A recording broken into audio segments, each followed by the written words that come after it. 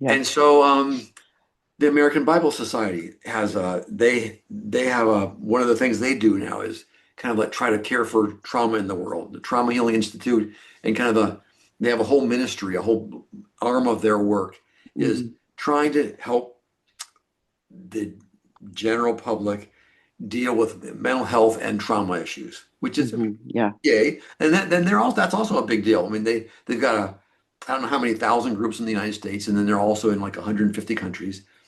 And what is I'll look. I've got a document beside me here. Let me look at it. Mm. When I go to this thing in Georgia, I try to take notes to just for follow up to not drop too many things. To not, yeah, yeah, exactly. Yeah, and let's see, where is she? Oh golly, she is like the director for that program for the United States. This Mm. American Bible Institute program for like mental health and trauma. Like everything they do in the United States, this person is in charge of that, if I understood correctly. I think that's the deal. And Hmm.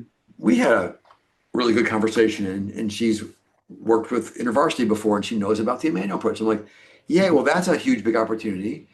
But they Yes. already have material they worked hard to develop. You can't just, I mean, it's a complicated uh, Mhm. to think, okay, this is a really exciting new piece.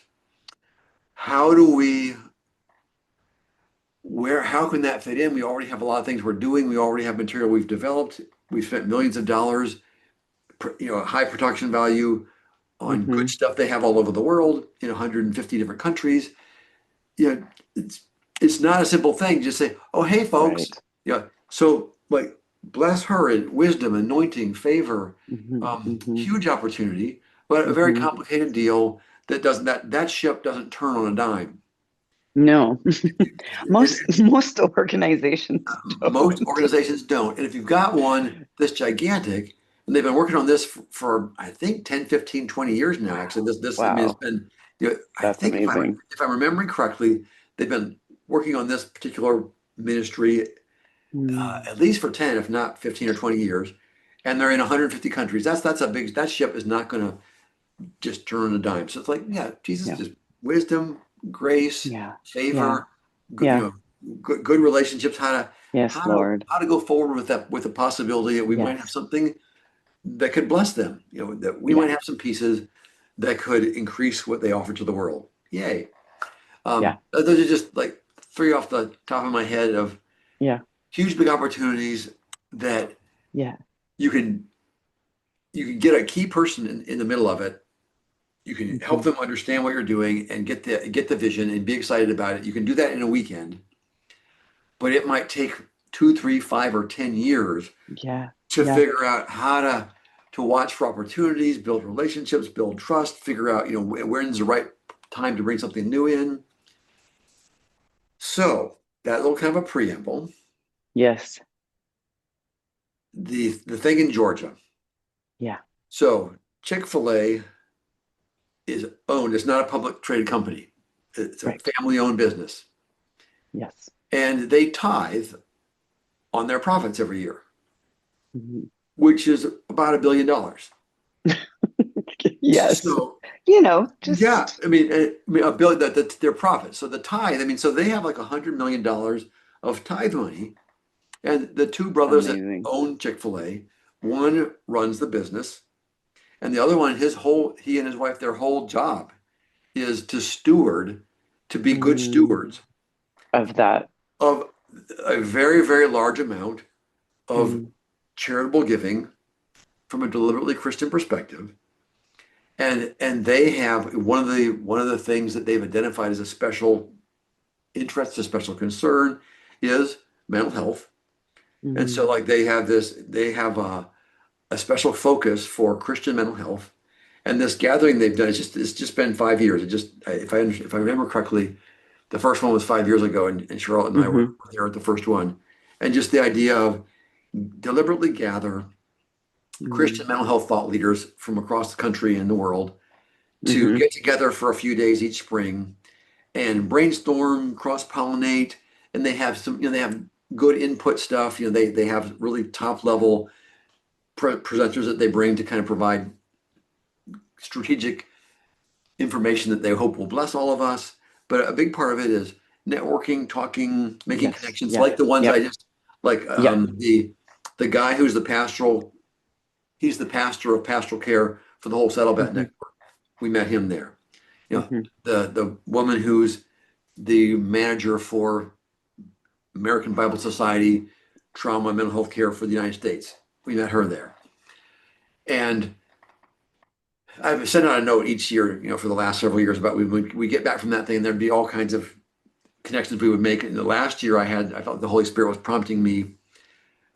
The first couple of years we just showed up and tried to Yeah. attention and every break. I mean, every single spare moment. You're standing in line at the beginning to go in for breakfast and you start a conversation. You're sitting down at a Yep. table for Yep. breakfast and you start a conversation. After breakfast, while you're waiting in the lobby before the first presentation, you start a conversation. Every break between conversations, you start a conversation. Before, during, and after lunch, you start a conveation. The break time during the afternoon, there's a couple hours where you might have two, three, five conversations.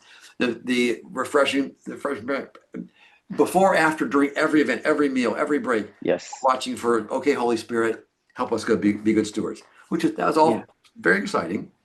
And there's, well, this year I went down the list and I counted, like there was 102, not counting plus ones. I mean, there's 102 different people.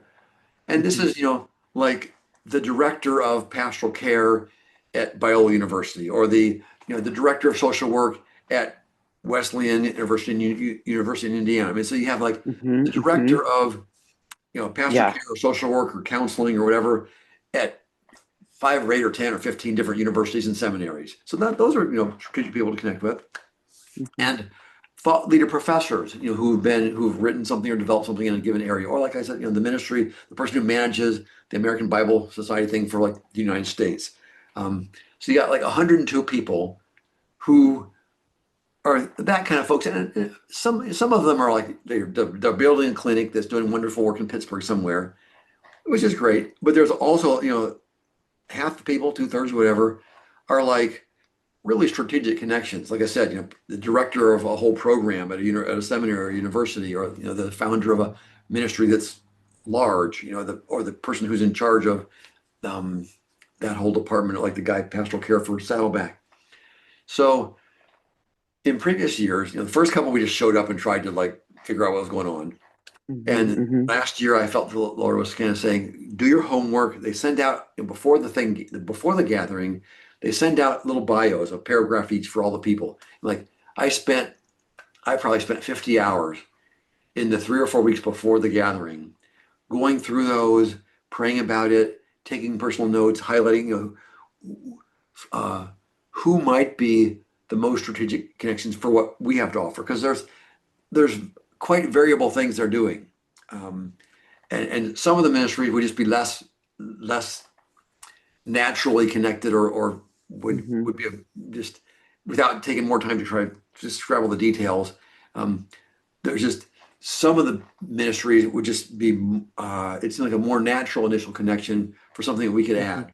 And so Yeah. like try to identify instead of just randomly going to the Yeah. breakfast Yeah. line and just who do you stand next to.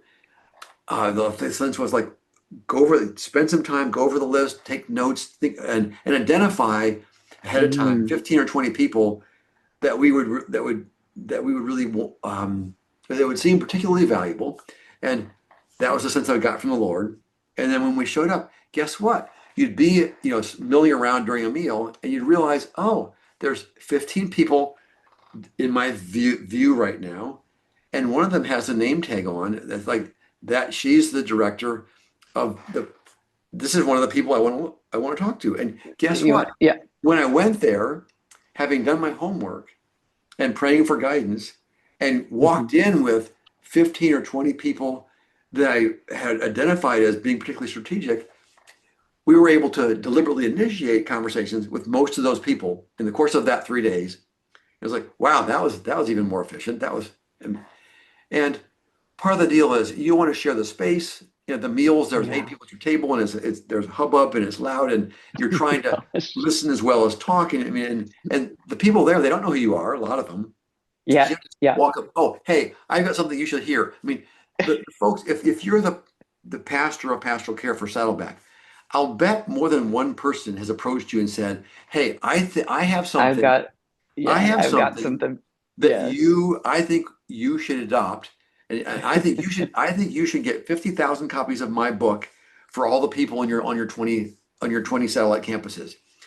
I'm guessing this guy probably gets a few of those. Yeah. Yeah, So for sure. it's not an easy thing to just walk up and say, "Hey, you don't know me, you don't know what I do, but trust me, um, you should. I have something you really should listen to. Give me 20 minutes of your time." And there's, 80, 85, 90 this year, 102 people, and that's like not the plus ones who were who were there just to enjoy the scenery and the food, but the folks who were actually the invited parties. Um, you can't have 102 conversations, even when you make use of every single minute Right. from the moment you pull into the parking lot to as you're leaving the parking lot. Like last year, we had 3 or 4 conversations as we were loading our car and to and from the room and putting things in the trunk. And the guy standing next to us, and he turned out to be, when we had a conversation, he goes, "Oh, I had a healing experience just like you're describing. Oh my gosh." And I gave him a copy of the little intro book.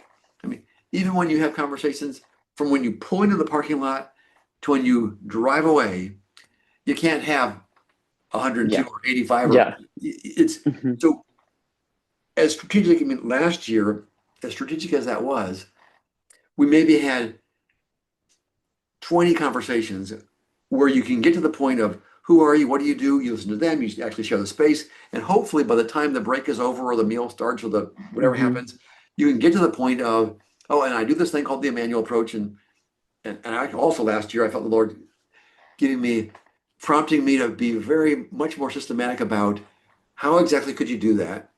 What Hmm. exactly would you say? Have a 45-second intro, so you're not just Hmm. kind of like only 20-minute conversations. You eventually get to that point. Right. A Yes. 5-minute Yeah. conversation, you could at least get to, "Hey, I had to do this thing called the Emmanuel Approach. Here's the 30-second summary. If you want to learn more, I'd be happy to share that." And there's this Yeah. thing called memory reconsolidation, brain science research. This is the hottest thing in behavioral brain science that I've seen in 25 years. Have you heard about that? And I could, in 5 to 10 minutes, I could do the intro. Even with Love all it. that, maybe 20 conversations, last year's gathering, and the ones before were not quite as efficient because it took a while to figure out what's going on, and to occur to me, oh, why don't I get a good conversation with Jesus and ask, Mm. how can I best steward our time at this thing? Yeah. Wow, like, Mm. I uh, love that. yeah, duh, why did that take me 3 minutes before? Like, but it's fun. I mean, afterwards, you think, oh, right, of course. But Right. like, it's just amazing how obvious things aren't when nobody else has thought of them yet. Right. Right. So a part of the deal for Mm. this one is they asked Charlotte and I to be one of the plenary to bring one of the plenary presentations, as I Yeah. mentioned in our thing, and we asked for prayer about that, and it was like, so you get a half an hour, Hmm. and they specifically wanted us to do it as a couple because we've kind of had a growing relationship with the key leadership people in Yeah. the Yeah. Chick-fil-A. The name of the outfit that does the mental health stuff is WinShape, and so like their leadership team, we've kind of had a growing relationship. My perception is they've gotten increasingly interested in the Emmanuel Approach. They've learned more about what we do. They're excited about what we do, and that's been a growing relationship, a growing relational bridge. Kind of there's been more money in the bank every year, to my perception, and something that would be consistent with that is that this year they asked us to Hmm. do one of the plenary presentations to the whole group, and they I think they've noticed that our marriage kind of is thriving. I mean, if you deliberately apply all these principles, outsmarting yourself, relational circuits, joy building, a manual approach, heal you, get rid of your own stuff. If you do that regularly for 25 years, your marriage gets way better. Way better. It does. I mean, Exactly. I mean, every aspect of every relationship, and especially the ones that Hmm. are most important, like your marriage, Yes. thrive. Yes. And they kind of notice, they like, hey, I think people would really enjoy seeing the way you work together as a team. Okay, so Hmm. Yes. we had 30 minutes that we kind of had to share between us to present this really amazing thing she has about, you have to have your relational circuits on. You have to be in relational mode to be able to obey the greatest commandments. All the rest of Ooh. them, all the rest of the commandments, all the other 8 to 10 commandments, and all the other of the 600, I mean, every other commandment you can choose to obey even if your relational circuits are off and you're in non-relational mode. You can choose to not steal, you can choose to not lie, even if you're in cranky non-relational mode and you're just obedience, you can choose to obey all the other commandments with your relational circuits off.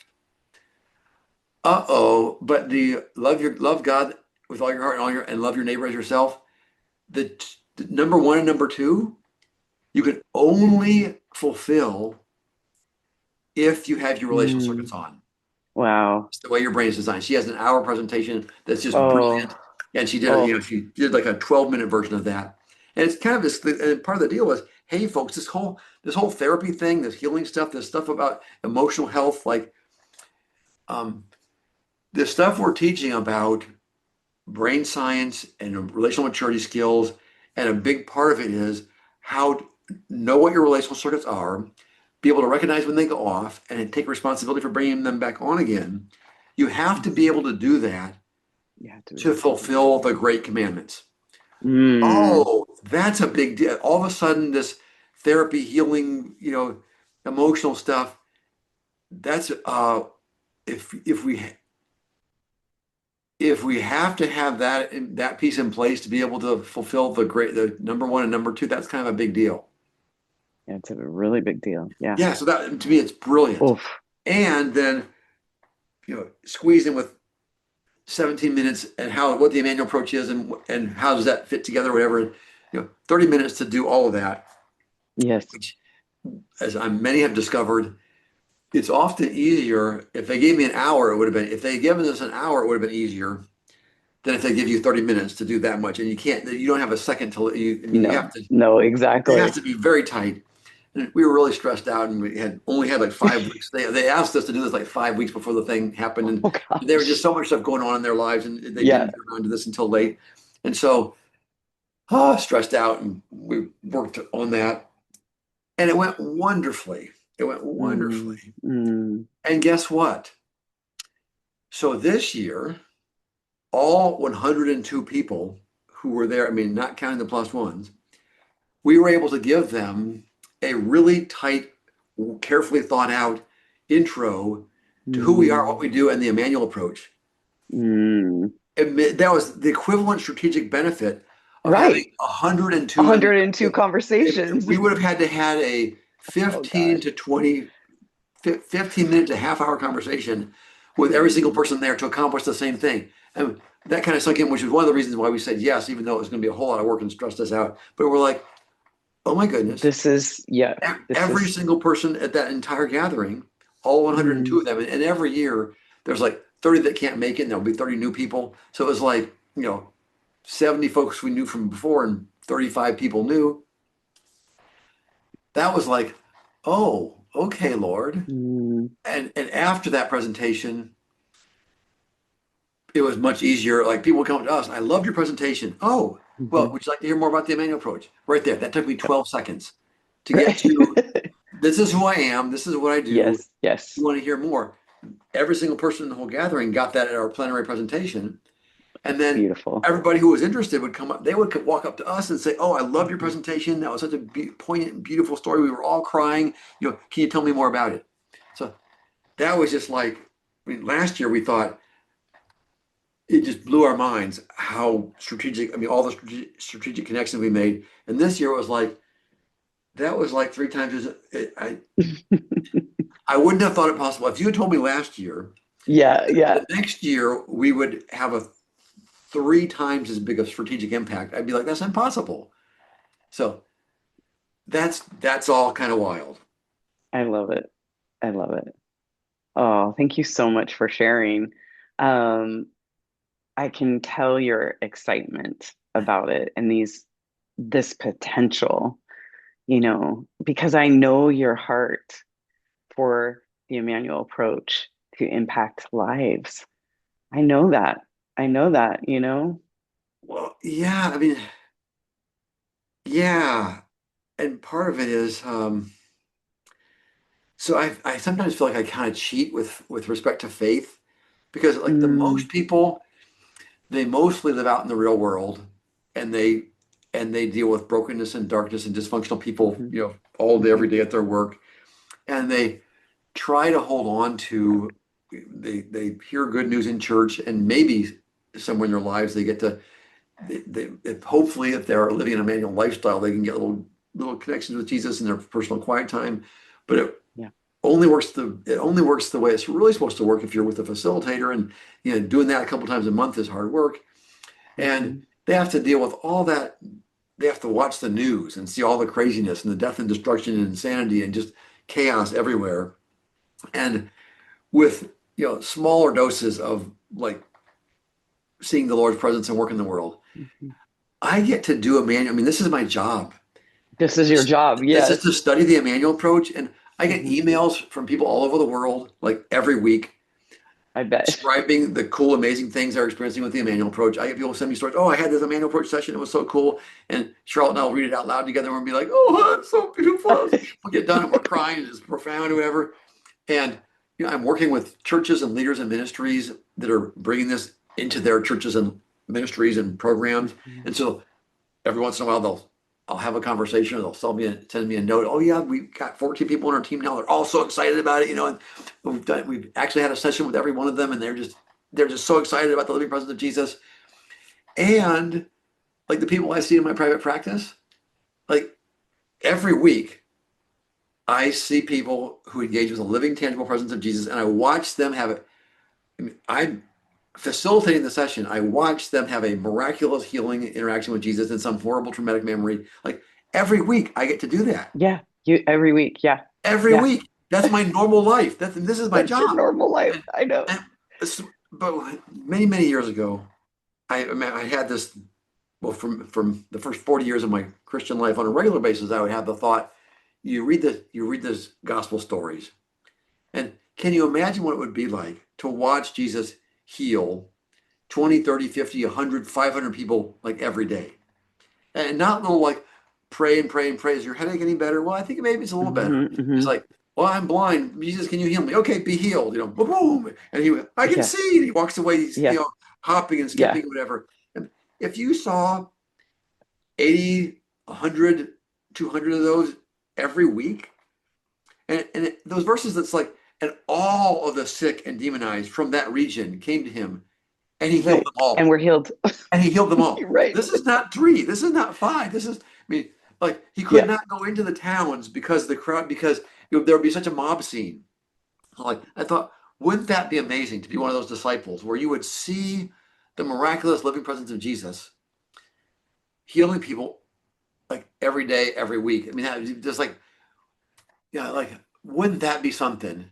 And somewhere in the last 20 years or 15 years, whatever, especially after the Immanuel Approach was, as well developed as it is now. And so it's, yes, when I do it with people who know what it is, pretty close to 100%, something good happens. I mean, 1 out of 50. I mean, once in a while we get stuck and it takes 2 sessions or whatever, but it's close to 100%. It's insane. Yeah, and exactly. It occurred to me, it still would be, I mean, there would be something to see blind people, lame people, leprosy. That there's something about that. But this is pretty close. This is incredible. Practically every day we go to horrific, insane memories that secular psychologists might need to work with for years to be able to get this piece to move. Jesus shows up, and they get to the end of the session, and they say, well, I'm still in the horrific memory, but Jesus is right in front of me. I'm looking right in his face, and his presence is so powerful and so life-giving that just all the horror in the memory, it just doesn't have any power anymore. I get to do that every week, Megan. So like, like I said, I feel like I'm cheating. I get to cheat. Like I get, I don't know what the good analogy would be, but the other poor souls have to go to some normal job.